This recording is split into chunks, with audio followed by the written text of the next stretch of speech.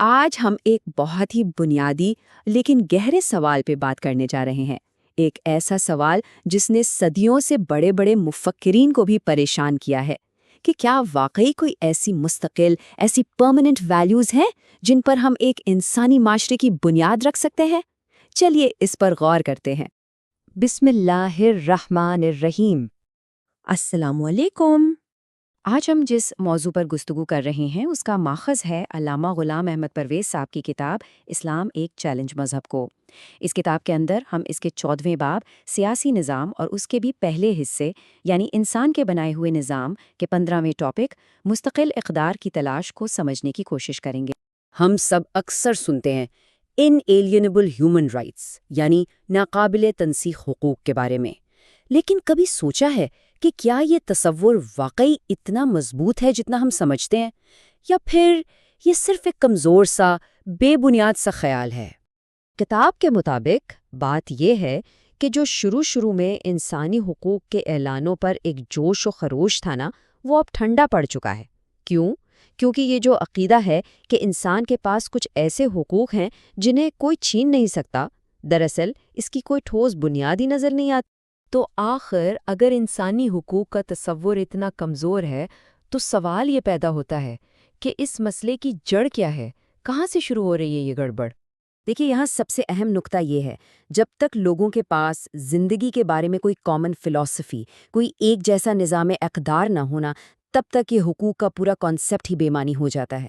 سوچ کر دیکھیں، ایک اسکول آف تھاٹ کہتا ہے کہ یہ رائٹس ہیں، دوسرا اسے ماننے سے انکار کر دیتا ہے، تو پھر ان حقوق کی گارنٹی کون دے گا؟ کوئی بھی نہیں۔ اس سے پھر ایک اور شاید سب سے بڑا بنیادی سوال سامنے آتا ہے، اگر حقوق کی بنیاد ہی اتنی ہلی ہوئی ہے تو پھر ایک اسٹیٹ کا، ایک ریاست کا اصل مقصد کیا ہونا چاہیے؟ آخر ایک ریاست ہوتی ہی کیوں ہے؟ اس سوال کا ایک بہت ہی گہرا جواب پروفیسر CEM جورج دیتے ہیں۔ وہ کہتے ہیں کہ ریاست کا اصل مقصد صرف قانون نافذ کرنا یا امن قائم رکھنا نہیں ہے، نہیں، اس سے کہیں بڑھ کر ہے۔ ریاست کا کام دراصل ایسے حالات پیدا کرنا ہے جہاں ہر فرد، ہر انڈیویجول ایبسولوٹ ویلیوز یعنی مستقل اور دائمی اقدار کی پیروی کر کے اپنی شخصیت کو نکھار سکے، اسے ڈیولپ کر سکے۔ اور اس اہم بات کے حوالے کے لیے ماخذ میں پروفیسر جواد کی کتاب کے صفحہ نمبر 806 کا ذکر بھی کیا گیا ہے۔ چلے پروفیسر جارج کے اس فلسفے کو 3 آسان سٹیپس میں سمجھتے ہیں۔ پہلا سٹیپ، ایک اچھی زندگی کیا ہے؟ یہ وہ زندگی ہے جس میں ایک فرد ایبسولوٹ ویلیوز کی پیروی کرتا ہے۔ دوسرا سٹیپ، ریاست کا رول کیا ہے؟ اس کا کام ہے اس پیروی کے لیے سازگار ماحول بنانا۔ اور تیسرا، اور یہ بہت اہم ہے، اسی بنیاد پر ہم فیصلہ کر سکتے ہیں کہ کون سا معاشرہ کتنا بہتر ہے، کتنا قابل قدر ہے۔ اب دیکھیے اس فریم ورک سے ہوتا کیا ہے۔ انسانی حقوق کا جو تصور پہلے کمزور لگ رہا تھا، اسے ایک نئی اور مضبوط بنیاد مل جاتی ہے۔ اب حقوق صرف زندہ رہنے کا نام نہیں، بلکہ ان کا تعلق ایک اعلیٰ مقصد سے جڑ جاتا ہے، اور وہ مقصد ہے دائمی اقدار کی تلاش۔ تو فرق بالکل صاف ہے۔ اگر کوئی ویلیو سسٹم نہ ہو تو حقوق بے بنیاد اور منمانے لگتے ہیں، لیکن جب انہیں ایک مضبوط اقدار کے نظام سے جوڑا جاتا ہے تو وہ فوراً بامانی بن جاتے ہیں۔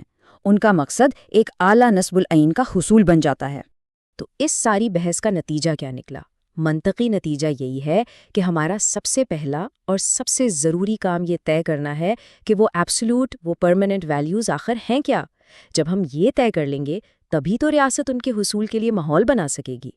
لیکن، اور یہاں ماخذ ایک اہم بات بتاتا ہے کہ یہ بنیادی کام ابھی تک کیا ہی نہیں گیا ہے۔ اور بالکل اسی موڑ پر مصنف ہمیں ایک بہت بڑے سوال کے ساتھ چھوڑ دیتے ہیں۔ آئیے دیکھتے ہیں کہ کیا اسلام اس سلسلے میں ہماری کوئی مدد کر سکتا ہے؟